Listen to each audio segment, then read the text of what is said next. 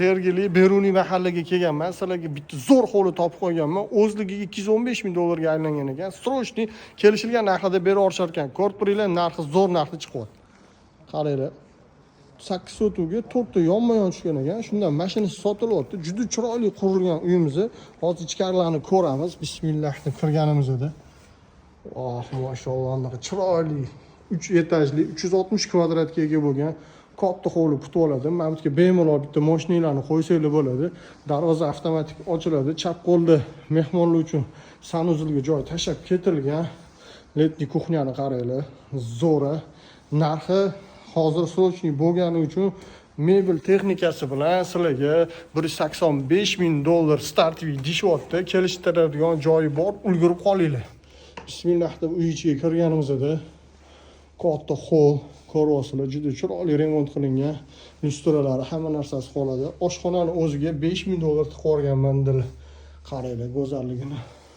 Kir mashina bor, gaz bor, vitichka bor, xolodilnikni ham qaranglar, Toshibani zo'r xolodilnikini qo'yib qo'yibdilar. Undan tashqari mikrovolnovka, pech, hamma narsa bor ekan. Shularni hammasini tashab ketaman dedim. Qaranglar, zalga kiramiz hozir. Zal ham juda ham chiroyli remont qilingan ekan. Konditsionerlar bor.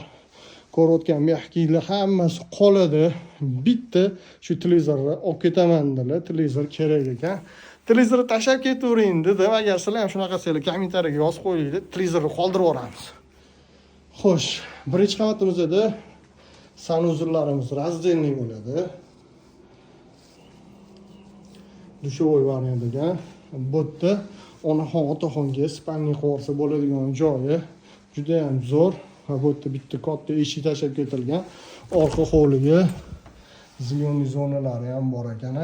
Yoqayotgan bo'lsa, like bosib, bizani qo'llab turinglar. Kvadrati ham 360 kvadrat ekan. Vashchi zo'r bitta oila maza qilib yashaydi. Xonalarning soni 5 ta ekan. Endi ikkinchi qavatga chiqamiz. Qaranglar. Chiroyli qilib taxtalardan zina qilib qo'yishgan ekan o'zi ham. Ikkinchi qavatda asosan yotoqxonalarimiz joylashgan. Katta holda, mana qarang, chap qo'lima sanuzilmi desam, yo detskiy xona joylashtirganmizdir. Zo'r qilingan ekan. Bu yerda ham ko'rayotgan hamma narsalar qoladi. O'zimizning ikkinchi xonasi. Bu yoq ham detskiy xona ekan. Juda ham chiroyli. Srochniy sotishyapti. Ulgurib qolinglar. Ikkinchi qavat sanuzil. Bu vannasi bo'lsa, bu yerda hojatxonasini joylashtirishgan ekan. Bu bo'lsa родительский spalniy.